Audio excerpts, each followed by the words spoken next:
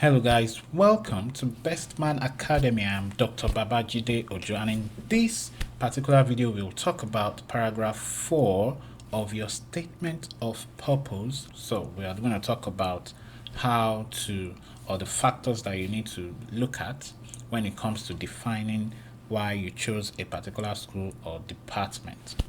So without wasting time, let's get into the classroom.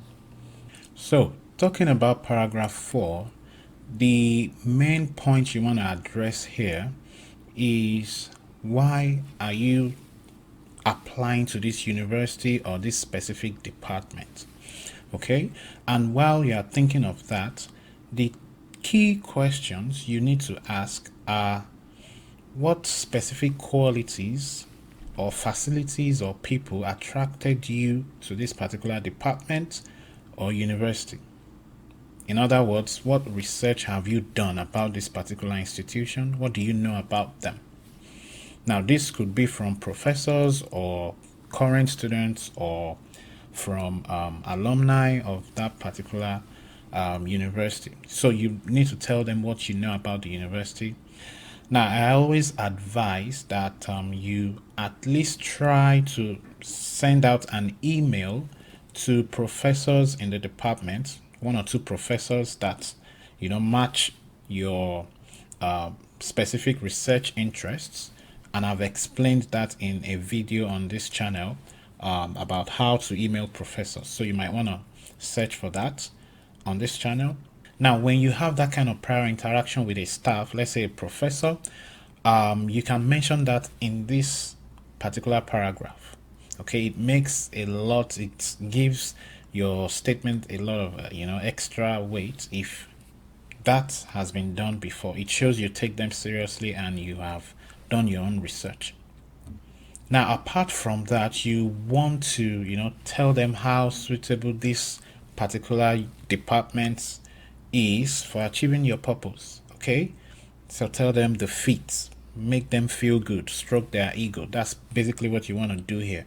Now, the university you are looking at might not be, you don't necessarily have to go to the top universities before you call a university a top university. You know what I'm saying? So kind of make them feel good that they are, up there when it comes to your specific line of research. And maybe that's why you're interested in going to that particular university. And you'll see in the example how this particular student did write his paragraph 4. So let's look at an example. So this particular student already, I think he was trying to apply to a cancer related program. So I think it's the Department of Biological Sciences. And this particular student already contacted a professor for an assistantship, a research assistantship. And the professor had already granted him an interview and accepted him into his lab. So you see how that works in this paragraph. That's always what I advise to my mentees. Send out emails, make sure you get that position, that assistantship position, before you actually start your program. That's very important. So you see what the student did here. Now, to achieve my goals, I am cognizant of the need to be trained in a scholarly setting that fosters experiential learning. Now, this is all about experiential learning, means active learning, hands-on learning. Indeed, blah blah blah university is a multicultural and regional educational hub that provides an active learning environment with top-class laboratory facilities. So you're telling them that I already did this research and I know you have active learning environment with top-class facilities, right? So I removed the name of the university. So let's continue. Now, during my habitual review of the current literature on saturated fats and cancer, I came across and read several papers of Dr. Larry Guam including Kothari et al. 2018 and Guam et al. 2014. So you're telling them you this is, you are interested in this subject and you've read about it and you came across Dr. Guam, who is a professor in this particular department. Now, see, I recently had a Zoom session with him and his current trainees to discuss the possibility of joining his lab for my PhD training. Fortunately, he was open to that possibility and encouraged me to apply.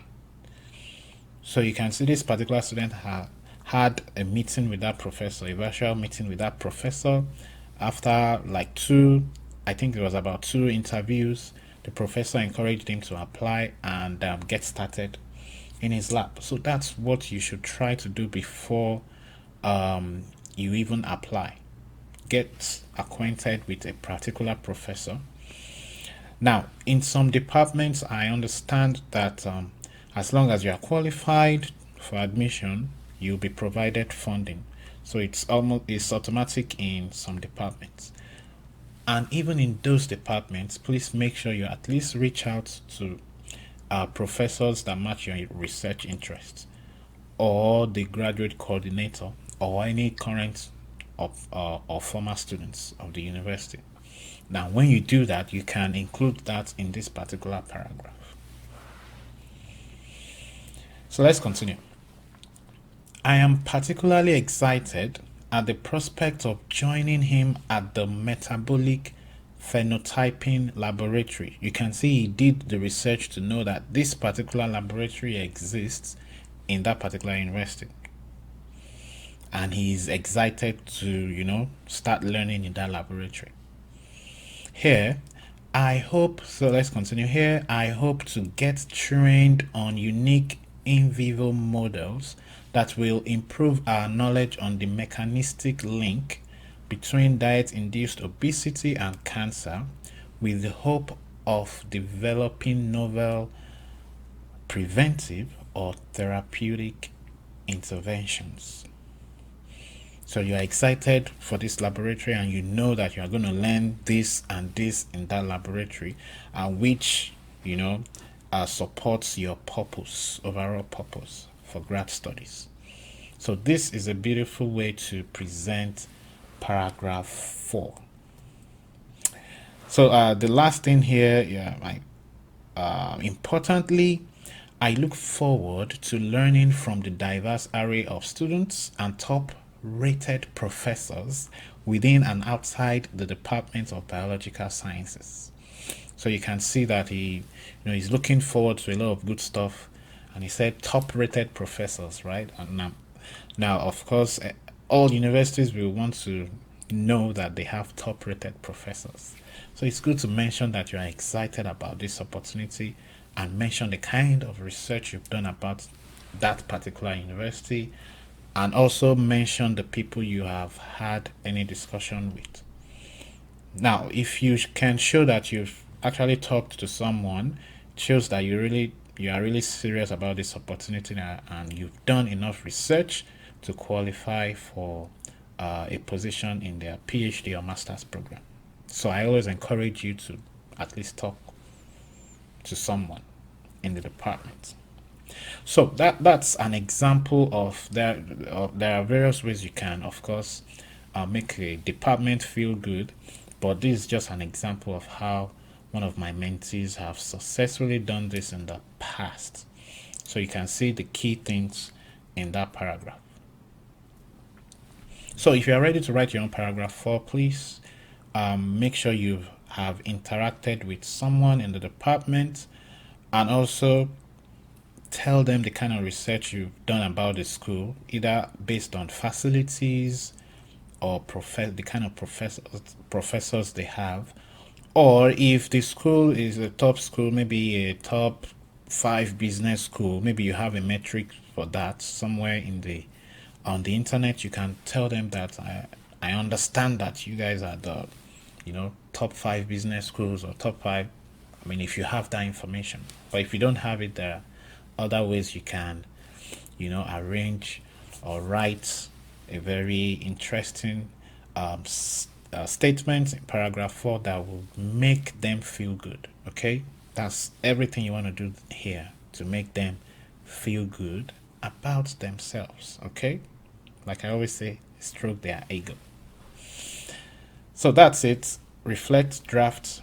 Make sure you mention names. Mention names of people you have talked to in that particular department, and perfect this paragraph.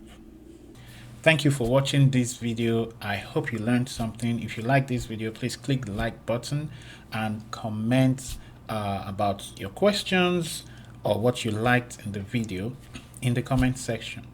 Don't forget to follow us on Instagram and Facebook at Best Man Academy, and of course please subscribe to the channel if you have not done so.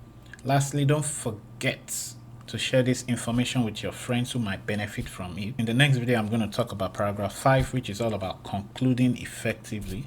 I'm going to give examples as well, so look out for that video. Till next time, I am Dr. Ojo, and I'll see you in the next video.